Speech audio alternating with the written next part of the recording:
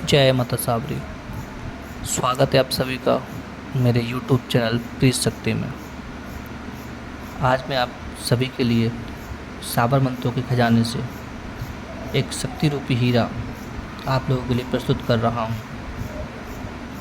मैं आपके लिए एक प्रत्यक्षीकरण की साधना लेकर आया हूँ। यह जो साधना है बिना तामझाम वाली है, केवल बहुत ही कम समय की ये साधना है जो कि जल्दी से जल्दी आपको सिद्ध हो जाती है। ये साधना केवल 11 दिन की है, पर ये पहले दिन से लेकर आपको 11 दिन के बीच में कभी भी सिद्ध हो सकती है। या तो ये ज़्यादातर पहले दिन ही सिद्ध हो जाती हैं। अगर पहले दिन नहीं होती सिद्ध तो ये दूसरे, तीसरे या 11वें दिन तो आपको ये सिद्धि प्रदान करती ही करती हैं। इस साधना में जो सफलता का प्रतिशत मैं आपको बताऊं तो 80% तक लोग इसमें सफल हो जाते हैं। लेकिन जब ये प्रत्यक्ष आती हैं तो जो साधक मन में इनके प्रति भय उत्पन्न कर लेते हैं या जो डर जाते हैं एकदम, तो फिर ये उनसे बात नहीं करती, उनसे वचन आदान प्रदान नहीं हो पाता इनका और ये वापस लौट जाते हैं। आप सभी से मेरा निवेदन है कि आप लोग मेरे YouTube चैनल को सब्सक्राइब कीजिए, ज़्यादा से ज़्यादा इसको शेयर कीजिए, लाइक कीजिए और कमेंट कीजिए। ये जो साधना है आपको मैं बता दूं किस शक्ति की है। ये साधना डाकनी साधना है। डाकनी साधना से आप सभी लोग परिचित होंगे क्योंकि आप सभी लोग साधक ही हैं। जो माता काली होती हैं उनकी जो यक्षिणियाँ होती हैं उनमें बहुत सारी शक्तियाँ होती हैं। कईयों के तो हम लोग नाम भी नहीं जानते, पहचानते भी नहीं हैं उन्हें। उनमें से एक शक्ति डाकनी भी होती है, एक शक्ति शाकनी भी होती है, पर मैं आपके लिए डाकनी की साधना लेकर आया हूँ जो कि हर कार्य करने में सक्षम है। ये केवल सेविकाएं ही नहीं होती, माता के कार्य को करने वाली एक बहुत बड़ी शक्ति होती है। अगर साधक इनको एक बार सिद्ध कर लेता है तो साधक बहुत बड़े बड़े कामों को चुटकी में कर सकता है। ये आपके जो कार्य कर सकते हैं मैं आपको बताता हूँ। अगर आप इनको सिद्ध करने के पश्चात इनसे किसी का तंत्र काट करवाना चाहें तो आप वो भी करवा सकते हैं। कोई भूत प्रेत है, कोई नकारात्मक शक्ति है, उसको भी आप हटा सकते हैं। किसी का वशीकरण है, किसी का मोहन है, सट कर्म आप इससे कर सकते हैं। बहुत ही अच्छी साधना है, सभी कार्यों में आपको ये सहायता करेंगी। क्या बताऊँ, ये साधना आप लोग प्रयोग करके देखिए एक बार, आप समझेंगे कि साधना क्या है। इस साधना को करने के लिए आप सभी को चंद्र ग्रहण का इंतज़ार करना पड़ेगा, क्योंकि ये जो साधना है चंद्र ग्रहण से प्रारंभ होती है और जो साधना ग्रहण से प्रारंभ होती है उसमें सिद्धि मिलना ज़्यादातर निश्चित हो जाता है। आपको मैं ये साधना करने की बिल्कुल भी सलाह नहीं देता, क्योंकि जो सुनने में आपको आसान लग रही है वो उतनी ही कठिन होती है।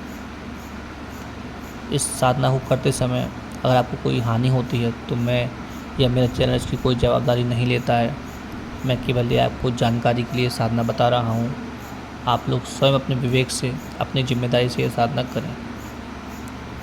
तो चलिए बताता हूँ साधना की विधि क्या है।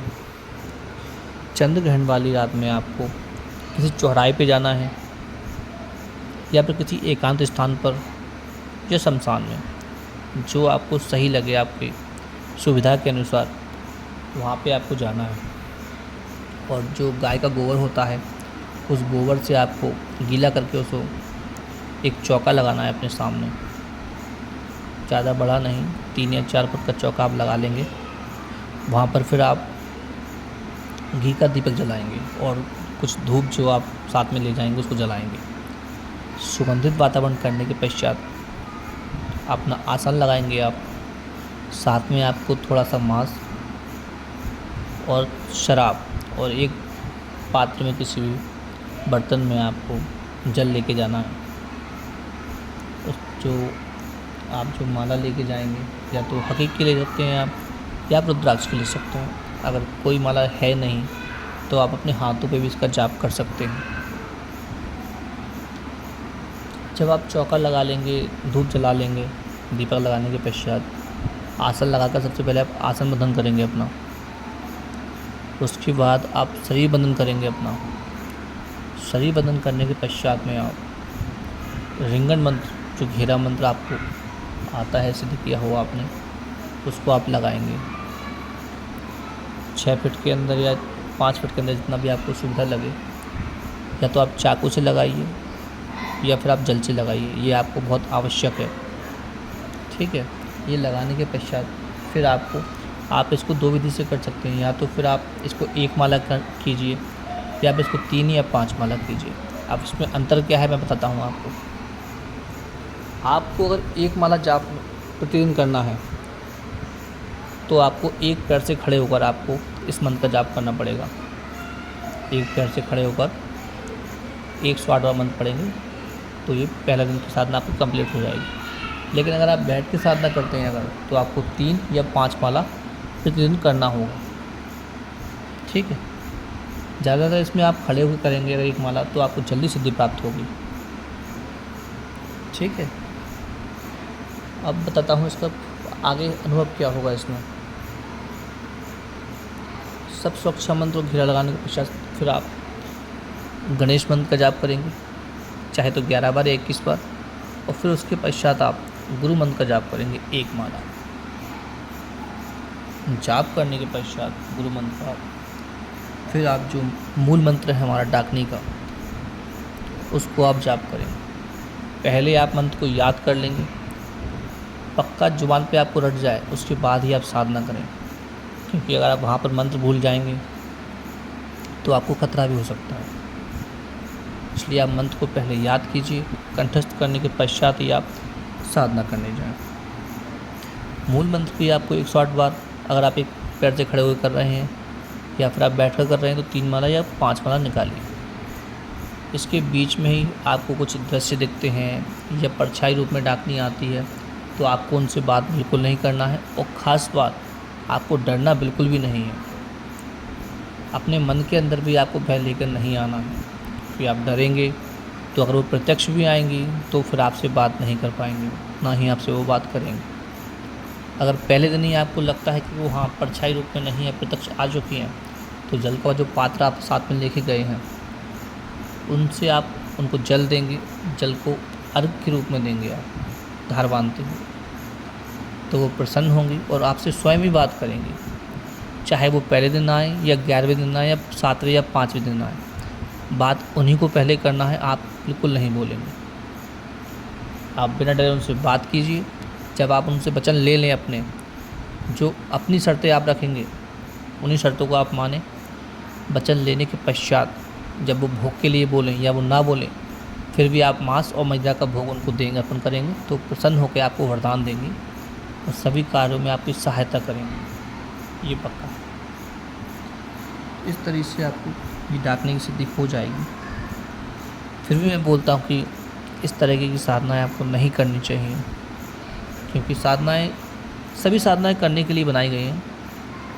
फिर भी अपने गुरु जो आपने बनाए हों, जो आपके साथ में हों, उन्हीं के साथ में रखकर आप ये साधनाएं करें, क्योंकि ये बहुत ही खतरनाक साधनाएं हैं। आप लोग साधना कीजिए ये वाली, इससे लाभ लीजिए। प्रत्यक्षीकरण की साधना है, बहुत सारे काम करती है अपने। पर इनसे कुछ वचन लें आप, तो उनसे अपनी मुक्ति का राज भी आप पूछ लें कि अगर मुझे आपको कुछ सालों बाद अगर आपको छोड़ना हो या इस बंद का बंद करना हो तो किस तरीके से आप जाएंगे वापस, वो भी आप उनसे पूछ लें तो वो आपको बताएंगी। ठीक है। तो चलिए मिलते हैं अगली वीडियो में। जय माता सावरी।